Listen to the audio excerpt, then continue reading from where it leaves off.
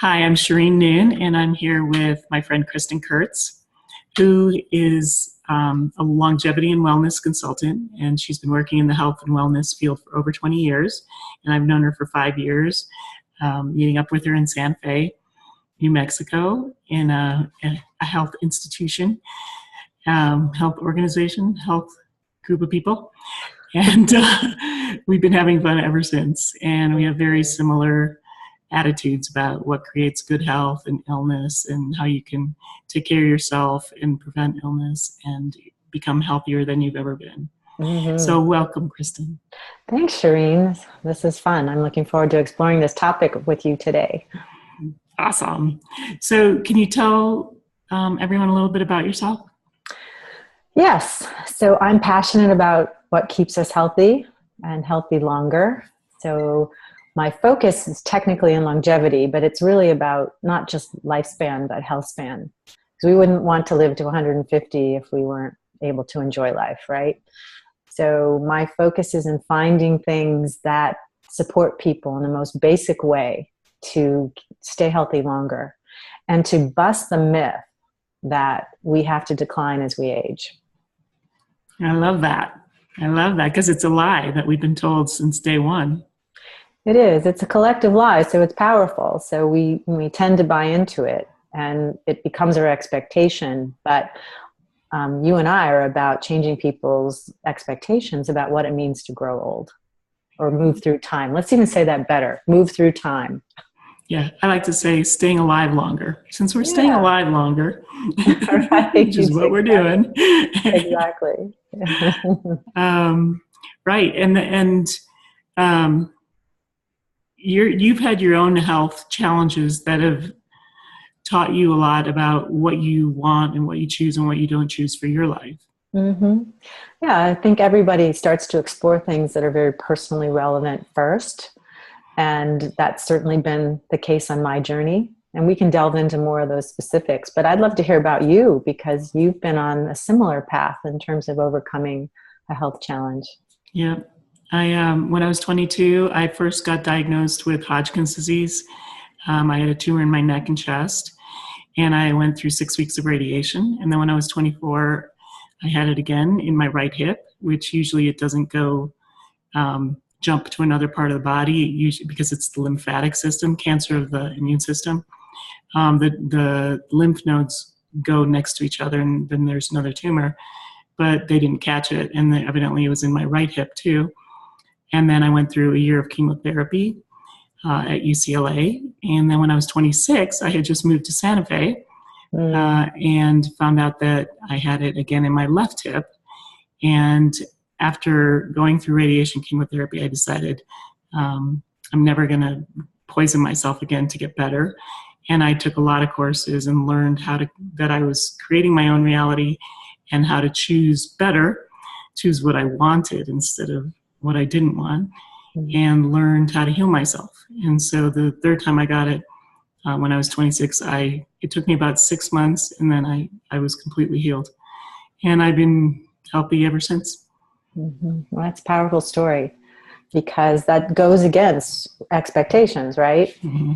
And it takes a lot of courage and fortitude and commitment and bucking the norm to do that. So I applaud you. That's fabulous. Thank you. Thanks, Kristin.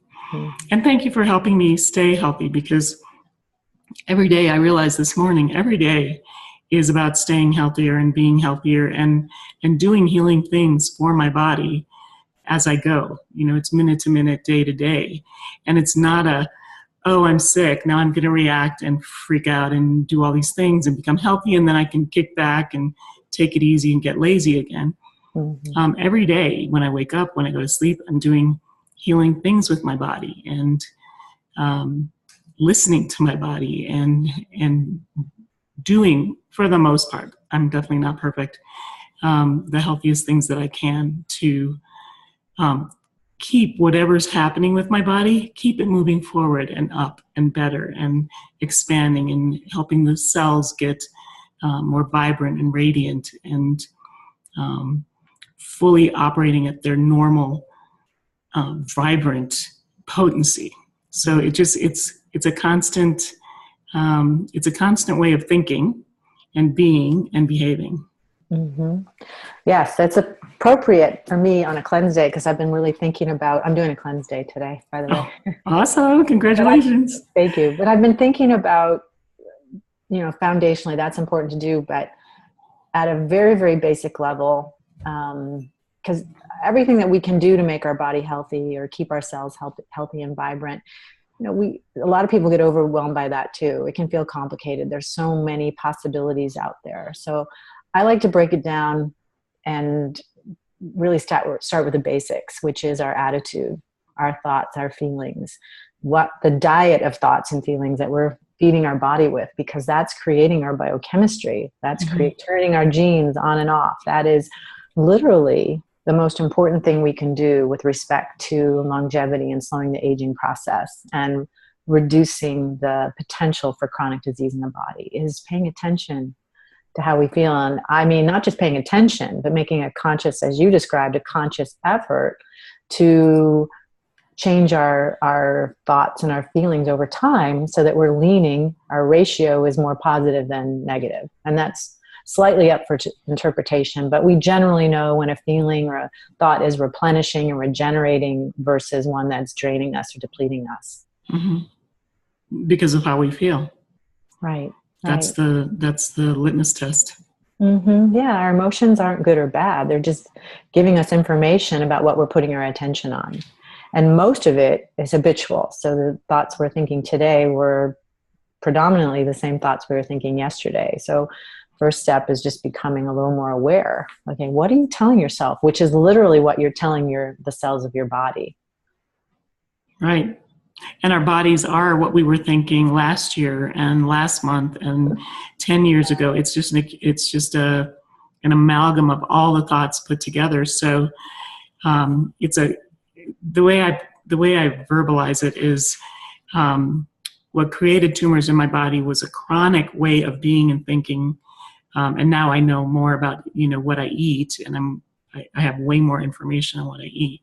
Mm-hmm. But at that time, I wasn't focused on that. I was just focused on how do I shift how I think so that I get to choose what my cells do. Mm-hmm. But we're chronically doing all these other things that create illness and chronic pain and fatigue syndrome and all that kind of stuff. So I had to chronically do something different. Mm-hmm. Mm-hmm. It's just chronically, like day after day after day and minute after minute, just keep staying aware, keep waking up, keep paying attention and reading and listening and learning and not kicking back. The easy thing is to kick back and start sliding back and falling into what my parents thought and what their parents thought and what my siblings think and what my society thinks, and letting that be, well, it just is the way it is. And that leads to death, and it leads to younger death. We don't want to die young. A lot of people do. Most of us. Most of us. And the people who die young are choosing that, on some level. Yeah. So it's like, so what do I choose today to chronically continue going up the spiral instead of going down the spiral? Because we're never just stagnant and not moving. Our thoughts are either bringing us up or our thoughts are bringing us down. It's never nothing. Mm-hmm. Well, these are big ideas, and especially if somebody's listening to this concept for the first time, to take that much responsibility for how we create the health or lack of health in our body. I mean, and this is not a condemnation and saying that, people get cancer on purpose or they get diseases on purpose. This is, like you said, it's a habit of thought. And most of those thoughts get programmed in when we're very young. So they're not even our thoughts, and we're certainly not conscious of them. So no one does anything deliberately. But we do know scientifically the link between our thoughts and emotions, the molecules that get created, the genes that get turned on. So we know that there is a very strong correlation. There is a percentage of it, but it's much smaller than we originally thought, that is straight up genetics. So it's important to, first of all, it's worse to judge and blame and recriminate yourself for creating something, but it is ultimately empowering to know that we are mostly responsible for how health shows up in our body. And then the second thought on that is, you mentioned, really staying committed to understanding how to transform those thoughts, because like I said, most of these are unconscious. Most of them aren't even our own.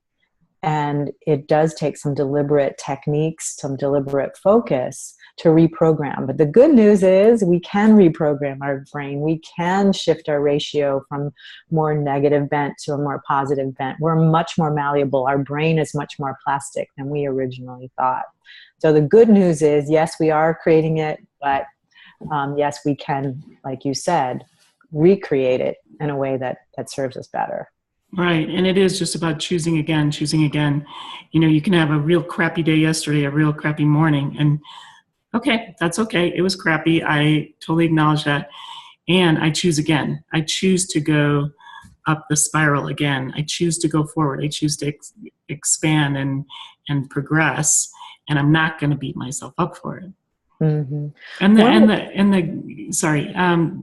The getting to the realization that I created my tumors, I created cancer, I was just a victim of life before that. I was just like, life just happens to you. And when somebody, I think I was 21, said, 22, when I was going through the radiation,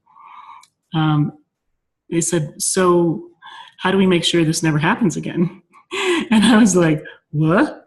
I was like, I don't know. It's going to fall on my head or something. And I have no control over that. I don't even know what your question means. Mm-hmm. And that really started opening my eyes of, oh, I have a say-so in this. I have a choice. And it getting through the point of not making myself wrong, not saying I created this because I chose this because I woke up one day and said, I'm going to get cancer. No, it's a whole bunch of things adding up, including stress, including diet and all that stuff. But really, when you take responsibility for your life, at first it does feel like blame and shame and guilt and all that. And how could I do this to myself? And you got to just let go of that, because the good news is you've got freedom to create whatever you want now. And you never had that before. And you were a victim, and now you're not a victim. Mm-hmm. So thank you for bringing that up, because I say it to so many people and they're kind of like, create my own reality. No, I don't. I wouldn't create this if I was creating my own reality. Right. Well, you don't do it consciously, right? Most of it's unconscious until it becomes more conscious, but that takes attention and focus. Mm-hmm. Right. So you do something that I love to help yourself shift your thoughts and your feelings in the moment, and that's ask better questions. So maybe give some examples of better questions to ask in the moment, especially for people just starting out that are a little freaked out about the idea that they're creating, their health and well-being in their body. Well, you mean like when I wake up, the questions I ask every day? You ask some really powerful questions, or what would be a better question to ask than how did I create this cancer, or something that reinforces that it's stuck in your body or something. Right. That makes it more real and more tangible and more physicalized. I learn a lot from Gary Douglas, who created Access Consciousness, and Dr. Dane here, who co-founded it, co-created it with him. And one of the really powerful questions that I don't ask enough, but is what's right about this I'm not getting. Because questions open you up to receiving, and humans are really terrible at receiving. And once you start asking questions instead of running around with your assumptions, conclusions, decisions, computations, which create limitation and close down all your possibilities, and you start asking questions, even if in your own life you personally start asking people questions like, what did you mean by that? Or, how do you feel? Or what is life like for you? It's like it just starts opening a receiving in the universe, in your life, in your body, in your mind, that we don't normally live with, because we've been taught to just be very learn everything, know everything, so that you can have the answers for everything. So then you can succeed and stay alive and be happy and, live happily ever after. And it doesn't work like that. It's actually the opposite. All those conclusions actually kill off life and the judgments and the harsh criticisms and judgments of ourselves. So every morning I ask, how does it get any better than this? What new change is possible for me now? What else is possible? How did I get to be so lucky? And who am I today? And what grand and glorious adventure will I have and receive today? And so just in asking those as I'm laying in bed and starting to wake up, it completely shifts my energy, because my energy before that is kind of like, oh, I got to do this and I got to do that. I should wake up. I should do this.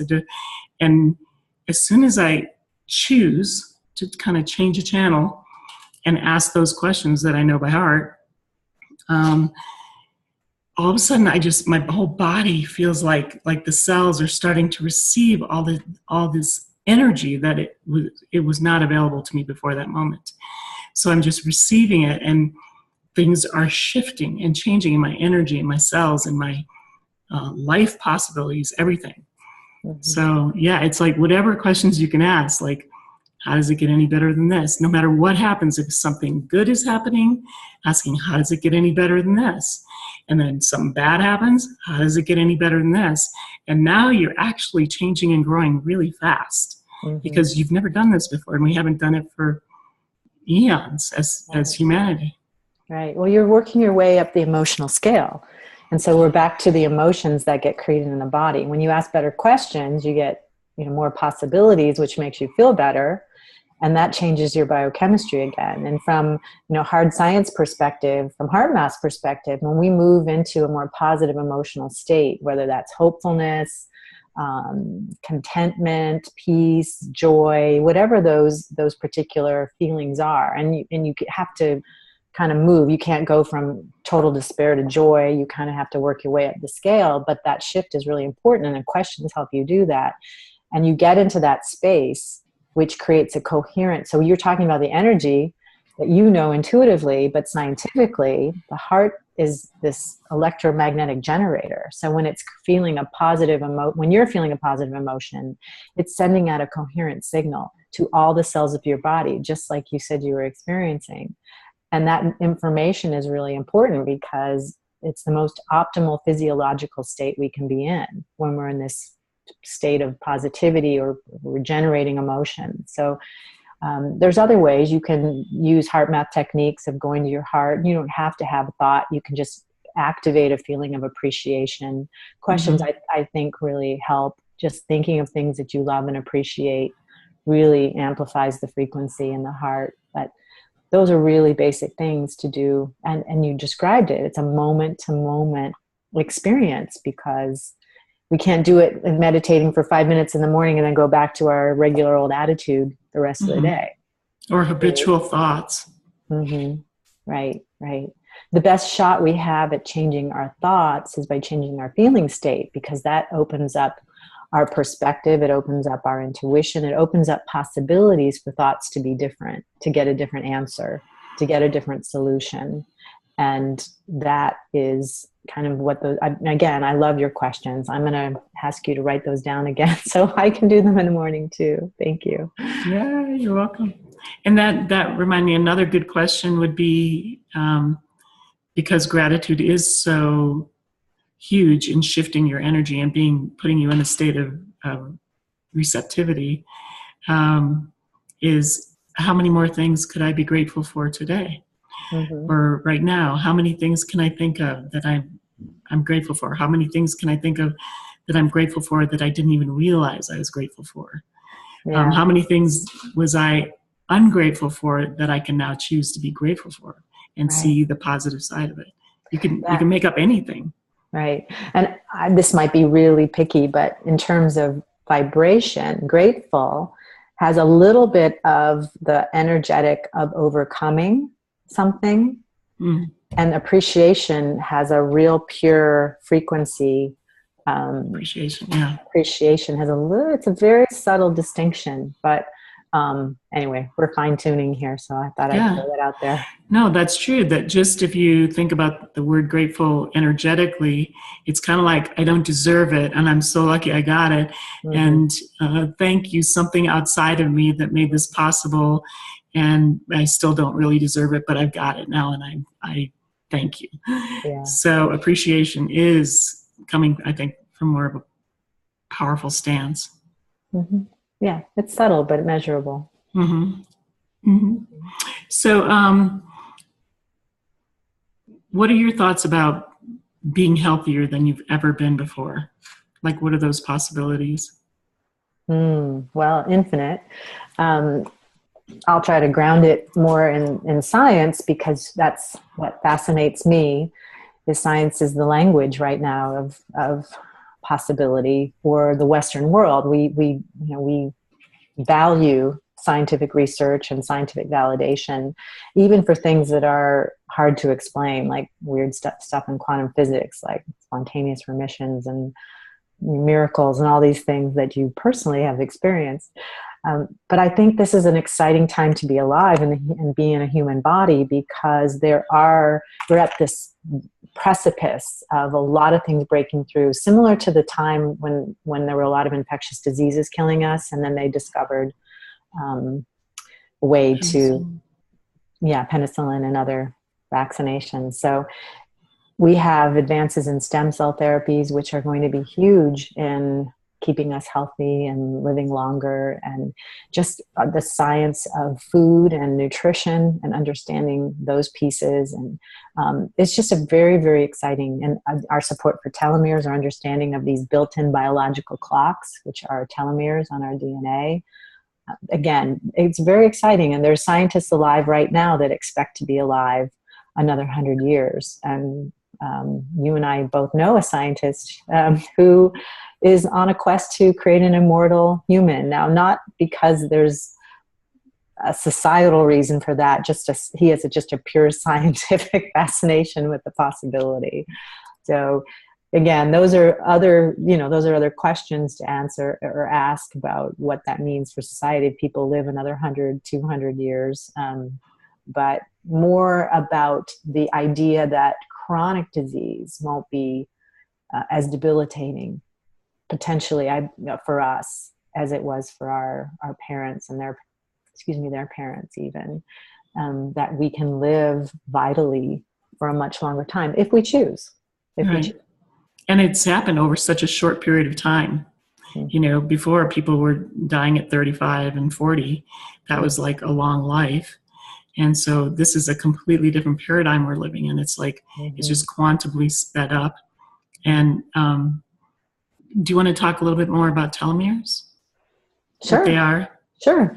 So telomeres are the end caps of our DNA. So our chromosomes, and we have these little end caps, kind of like a shoelace that has a little plastic aglet at the end, and they protect our chromosomes.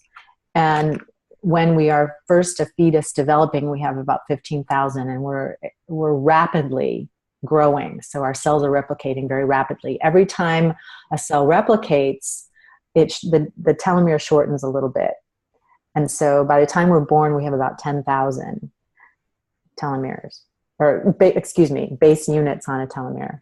And when we move through time, those shorten every time a cell replicates in the body. And like a photocopy. Yeah. So I can't do a visual, but suffice it to say, every time a cell replicates, the telomere gets a little bit shorter. Mm-hmm. And what increases the rate of shortening is stress primarily. That's foundational. Again, it goes back to attitude, our perceptions, etc. And when we get to about 5,000 units on the telomere, we die or we get extremely ill. So science right now is looking for ways to keep our telomeres longer, and in fact, even lengthen our telomeres if they've already shortened. Now, the best we can do right now is keep them from shortening faster. There are some claims that we're lengthening telomeres, but I don't think that's hard science yet. But the single biggest thing to do is address stress. and address our attitude and our negativity. And we're talking all kinds of stress, because it's oxidative stress too that creates shortening. So that could be from toxic thoughts or toxins in our body. So it's kind of interesting, because we didn't know we had a biological clock built in. So it was an exciting Nobel Prize winning discovery. Do you think we have more stress now than our parents did or our grandparents did? Or do you think it's just a different kind of stress, aside from the food and the toxins in the food?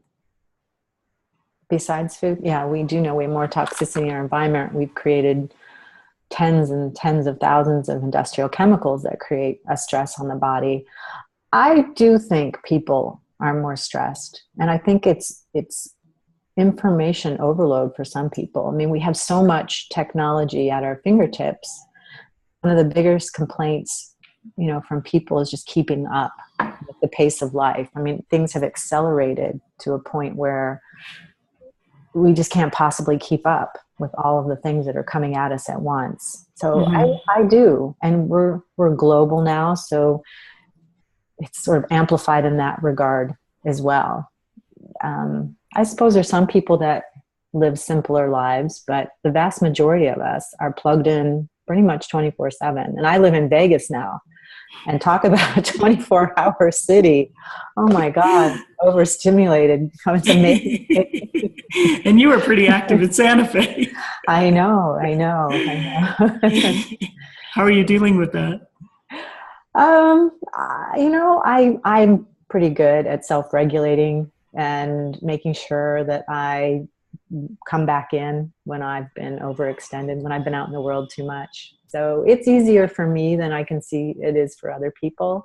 But again, I've had practice 10 years in Santa Fe and 8 years before that in Hawaii. So I really know how to slow down my pace, even amidst, this pretty intense environment.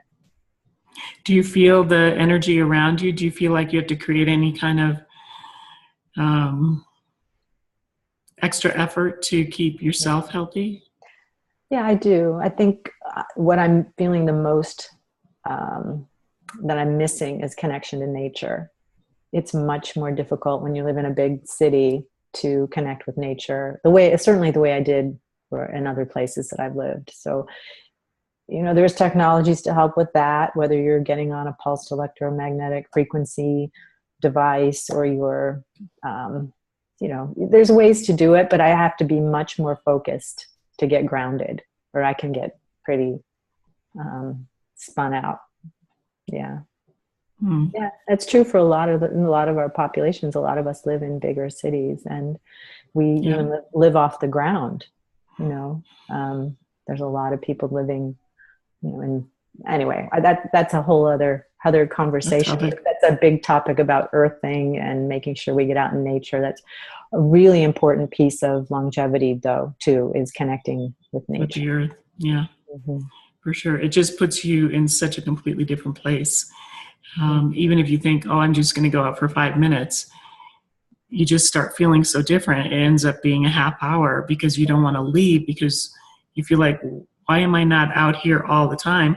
This is heaven. I feel completely balanced and happy and safe and peaceful. And why is so much of my life just totally just running around and being inside buildings and, like you say, way off the ground or in airplanes or just stuck in an office, just working, and then too tired to even do anything besides get in your car, get home, get back in the house. Yeah. Well, don't get me started about kids too. Having raised 2 children who were glued to their technology for most of the time, and we were raising a whole different species. Yeah, really. And because I believe our thoughts create our reality, I really focus on that they came in this way. They came in wired to manage this amount of technology and, hooking up. I didn't mean it the way. Different kind of hooking in. Plugging in. Right. That's, they're different than how I'm wired already. They're already protected in some way. But it does cause a little concern when I hear kids, have never taken a hike or been out in nature very much. So I don't think I was. I grew up in a suburb of Chicago, Hinsdale, Illinois, and that was like 20 miles west of Chicago. And aside from sports, which I guess that is being outside, my mom, I think, took us on a hike when I was a senior in high school. And I was like, why are we on this hike? This is a park and there's trees and grass and I hate this and this is boring and nothing's happening. And now I can't get enough of hiking, but I'm like, wow, I was a completely different species at that point. Yeah. Well, there's hope for my son then, who complains about hiking. Yeah, because it just happens when it happens, the way it happens. So that kind of brings up another conversation for me. So we talked a little bit about the foundation being our thoughts, and our attitude, and really, taking responsibility and finding ways, whether it was through a coach or through your own self-learning, to start to shift. And then we talked a little bit about connecting with nature, which I think is important. What are some of the other key things you think contribute to longevity and health? More on the clearing side of things, clearing your life, while you're clearing your head, clearing your house, clearing your rooms, clearing your car, clearing the space around you so that you live and you're being in a place that's feeling like you and not feeling like I do right now, because we moved last year and there's still a ton of boxes downstairs. But it's like clearing that space so the things you're choosing to think, the things you're choosing to eat and be are effortless around you. And in that is clearing people who are toxic. And there are so many toxic people on the planet. Being around people who are kind and loving and generous and want what's best for you. They want you to win. They want you to succeed. They want you to expand and be free. Is very interesting when you really look at people. And one time I did this little experiment, and I would say somebody's name and I could feel, is this person for me? I would ask, is this person for me or against me? And I found that a lot of people I thought were for me were actually against me. When I checked in with my body and I asked my body, it was like, holy shit, these people are for themselves and they're going to take whatever they need from me and they're going to take it as long as I keep giving it, but they're actually not for me and they're not for my betterment. They're not for my health or my happiness or my joy and my expansion, which is everything to me. And clearing your life of those people and letting go. You don't have to, I've tried it being the honest and authentic person way. That didn't work that well because everyone's got their interesting point of view of what's happening and there's no need to hurt anybody, but just kind of gently letting people kind of fade away as you notice they're not actually for you. They're for themselves, which is great. And if they're not for you, and you're not feeling like there's a nice, even reciprocation of energy with people, your energy is being zapped and drained out of you so that you can't focus on what you came here to do or be or what's important to you and put your time and energy into that. So that's a big part of being healthy. As much as, you can think about it as a psychological kind of thing that you have to deal with. Letting go of toxic people is huge. And when you're taking care of your body, it seems to come up anyway because all the toxins are starting to leave your life. Right. Yeah, that's what I'm focusing on this cleanse day, is also cleansing my toxic thoughts and toxic relationships. But I think awesome. I think too, one of the most powerful ways, because you expressed it so beautifully, gently allowing them to leave, is that you be this empowering, loving, compassionate person. And then you resonate only with the like people. So the people that aren't supportive in that way do gently leave. and the people that are a reflection of that, a resonant match with that, stay. So really well said. Yeah, it happens organically anyway. Mm-hmm. Because people who are light and happy and fun and joyous and free and want that for everyone else are really unappealing to toxic people. So you don't really have to do anything except be really happy all the time, even around the assholes, and then just watch them kind of disappear out of your life. Yeah, there's nothing more annoying than a happy person when you're grumpy. Nothing more annoying. It's true. And it's the only way to inspire them to something else if they choose that. And mostly they won't. And accepting and allowing that and not making that someone a project where you got to make them happier. I mean, that's a life issue for me. So yeah, it does sound like one of your growing edges here. Yeah, it's definitely growing up as the eldest child of 6 children.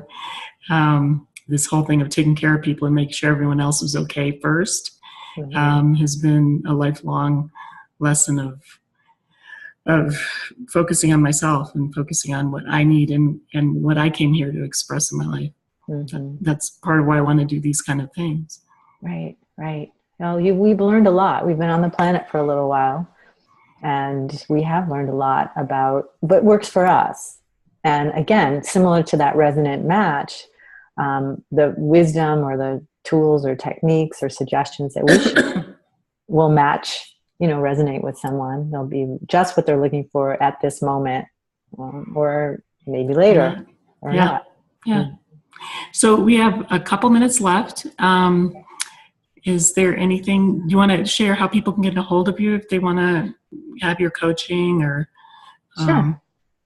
Sure. It's KristinKurtz.com, KristinKurtz.com. That's my website with all my contact information and a little bit about the stuff that I'm exploring. I need to add more things because they change pretty much every month. But yes, you can find me there, get a little bit of perspective of what my priorities are in terms of helping people with their health and well-being. Cool. Thank you. What about you? My email is shereennoon@gmail.com, ShereenNoon @gmail.com. And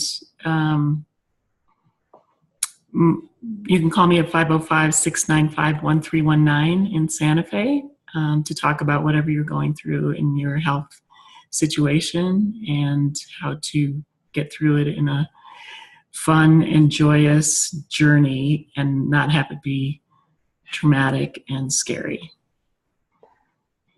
Sounds good. Yeah. Well, thank you, Kristin. This was fun. We will definitely do this again. I look forward to it very much. Thank you. Thank you. Bye-bye. Bye.